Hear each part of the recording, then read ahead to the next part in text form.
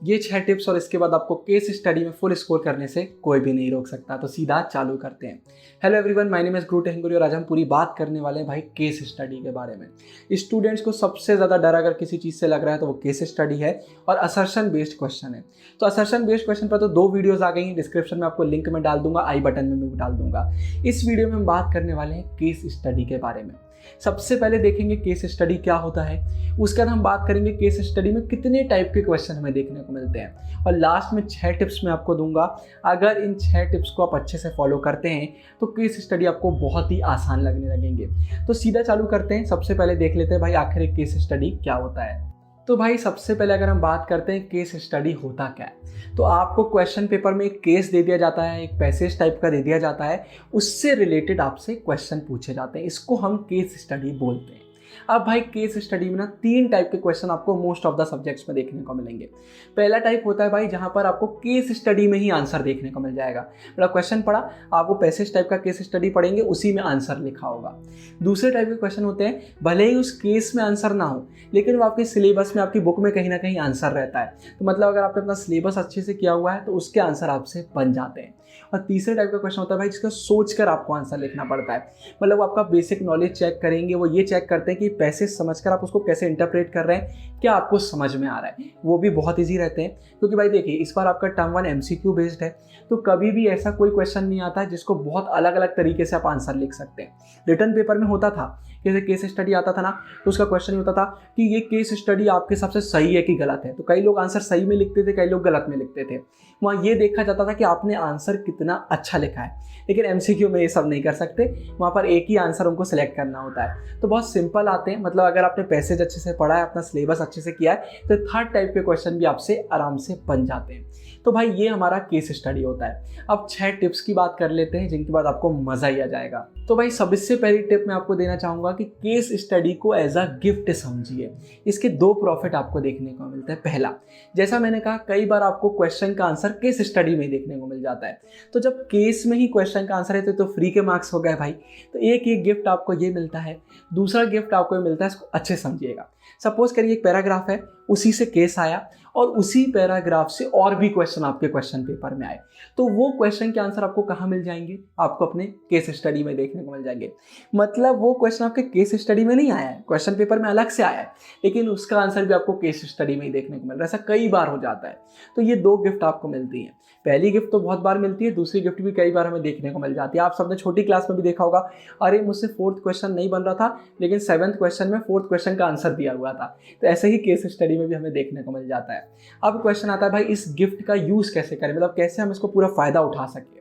तो इसके लिए क्या करना है, जैसे ही आपको अपना क्वेश्चन पेपर मिलेगा उसको आपको बहुत अच्छे से रीड करना है, पूरे क्वेश्चन पेपर को। और पूरे क्वेश्चन पेपर को रीड करने के बाद आपको केस स्टडी के क्वेश्चन रीड करना है और उसके बाद केस स्टडी को अच्छे से रीड करना है और मार्क करना है, सोचना अच्छा हाँ केस स्टडी में इस क्वेश्चन का यहाँ पर आंसर दिया हुआ है, इस क्वेश्चन का यहाँ पर आंसर दिया हुआ है। ये आप करेंगे, आपको मज़ा आ जाएगा। तो 2 गिफ्ट आपको सीधे सीधे मिल जाती हैं। तो पूरा पेपर पढ़िए अच्छे से और उसके बाद केस स्टडी को सॉल्व करिए। इसके बाद दूसरी एक बहुत शानदार मैं आपको टिप देना चाहूँगा कि भाई ऑप्शंस को केस स्टडी से मैच करिए। कई बार ऐसा होता है हमसे आंसर नहीं बन रहा होता है, कई बार ऐसा होता है हम कंफ्यूज हो रहे होते हैं। तो ऐसे समय देखिए भाई केस स्टडी किस टॉपिक पर आया है और ऑप्शन को केस स्टडी से मैच किए। सिंपल एग्जांपल मैं आपको दे देता हूँ। सपोज करिए केस स्टडी में एग्रीकल्चर की बात कर रहे हैं हम। अब ऑप्शन दिया हुआ है rural area, urban area, industrialisation, globalisation. तो इन 4 ऑप्शन में से कौन सा ऐसा ऑप्शन है जो सबसे ज़्यादा मैच कर रहा है केस स्टडी से? अगर हम बात कर रहे हैं भाई एग्रीकल्चर कहाँ पर होता है, कैसे होता है, तो हम बोलेंगे ये तो रूरल एरिया से बहुत मैच कर रहा है। तो ऐसे करके जब आप मैच करेंगे ना तो आपको पता चल जाएगा यार कि कौन सा जो ऑप्शन है वो बहुत सही है। तो ये बिल्कुल करिए, एक मैच करने का ट्राई कीजिए। मैच करिए कि ये मैच हो भी रहा है कि नहीं हो रहा है। जो नहीं होंगे उनको तुरंत हटाइए, जो हो रहे हैं आपका मतलब वो आंसर आ गया। तो ये आप बिल्कुल कर सकते हैं। इसके बाद तीसरे नंबर पर एक बहुत इंपॉर्टेंट टिप देना चाहूँगा, इसको अच्छे से समझिए। अभी मैंने आपको बोला था 2nd टाइप के क्वेश्चन ऐसे आते हैं जब आंसर भले ही केस स्टडी में ना हो, लेकिन आंसर आपके सिलेबस में होता है। तो देखिए जो आपकी मेन बुक होती है ना, चाहे वो NCERT हो चाहे वो आपकी रिफ्रेशर हो, वो एक सीक्वेंस को फॉलो करती है। मतलब ऐसा नहीं होगा कि पहला पैरा दिया है, फिर दूसरा तीसरा दिया और चौथा पैरा फिर से 1 को कंटिन्यू कर दिया, ऐसा कभी नहीं होता है। आपका चैप्टर एक सीक्वेंस में चल रहा होता है। तो केस स्टडी में भले ही केस से क्वेश्चन का आंसर ना मिले आपको, लेकिन जो क्वेश्चन पूछा जाएगा वो केस स्टडी के आजू बाजू से ही होगा। मतलब सपोज करिए आपके एनसीईआरटी में पेज नंबर 4 में वो पैसेज दिया हुआ है, तो बहुत चांसेस है कि उसका आंसर भी पेज नंबर 4, 5 में ही आपको देखने को मिलेगा।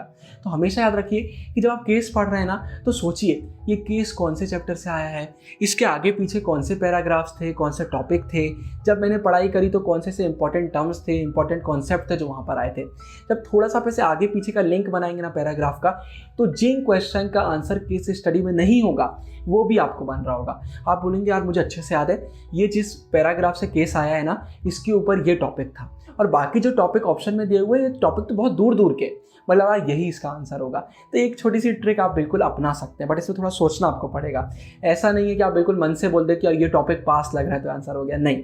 थोड़ा सा सोचिए कि इस पैराग्राफ से और कौन से ऐसा पैराग्राफ है जो लिंक बना रहे हैं, तो आपको अपने आप आंसर बन जाएगा। इसके बाद जो हमारी फोर्थ टिप है ना, ये हमारे मेनली थर्ड टाइप क्वेश्चन के लिए, कि जो ना आपके सिलेबस में होते हैं ना केस स्टडी में होते हैं, आपको सोचकर आंसर करना पड़ता है। तो याद रखिए जब भी आप केस स्टडी कर रहे हैं ना, तो उसके पॉइंट्स बना लीजिए। केस स्टडी किस टॉपिक पर है, केस स्टडी में हम पॉजिटिव्स की बात कर रहे हैं, हम नेगेटिव्स की बात कर रहे हैं, क्या हम कॉन्सिक्वेंसेस की बात कर रहे हैं, किन टॉपिक पर हम बात कर रहे हैं, कौन सी फेमस पर्सनैलिटी है जिनके नाम मुझे इसको पढ़कर याद आ रहे हैं, इसमें हम क्या टॉपिक पर बात कर रहे हैं, ऐसी कौन सी कॉन्सेप्ट्स हैं जिनको मैं इससे लिंक कर सकता हूँ। ऐसा पूरा उसको समझ लीजिए। अब ये मैं एग्जांपल दे रहा हूँ, ऐसे करके आप उसका पूरा चिट्ठा निकाल लीजिए भाई कि केस स्टडी में हम किन टॉपिक्स पर बात कर रहे हैं। अब इसके बाद क्या होगा, जैसे कोई क्वेश्चन आया जो आपको सोचकर लिखना है, तो उसके चारों ऑप्शन देखिए कि यार हमने पूरा जो, जैसे एक सपोज करिए एग्जांपल केस स्टडी है, इसमें पूरी हमने कॉन्सिक्वेंसेस की बात करी है, 3 ऑप्शन तो इसके फीचर बता रहे हैं, ये 4th ऑप्शन मुझे इसका एक कॉन्सिक्वेंस लग रहा है, तो हमने थोड़ा सा सोचा, हमने उसका वो आंसर लिख दिया। एग्जाम्पल मैंने ये दिया है। तो ऐसा करिए, जब आपको पता होगा ना कि पैसेज आपको इनडायरेक्ट वे में क्या क्या मैसेजेस दे रहा है, तो आपको ऐसे क्वेश्चन बहुत आसान लगने लगेंगे। तो हमेशा पॉइंट्स बना लीजिए अगर आपको केस स्टडी डिफिकल्ट लग रहा है तो। इसके बाद 5th नंबर पर आपको टिप देना चाहूँगा, 2 चीज़ें याद रखिए। पहला, आपके केस स्टडी आपकी मेन बुक से आएंगे, वो एनसीईआरटी हो सकता है, आपके रिफ्रेशर हो सकता है, तो उनकी रीडिंग करना बहुत ज़रूरी है। अपना सिलेबस आपको अच्छे से करना बहुत ज़रूरी है।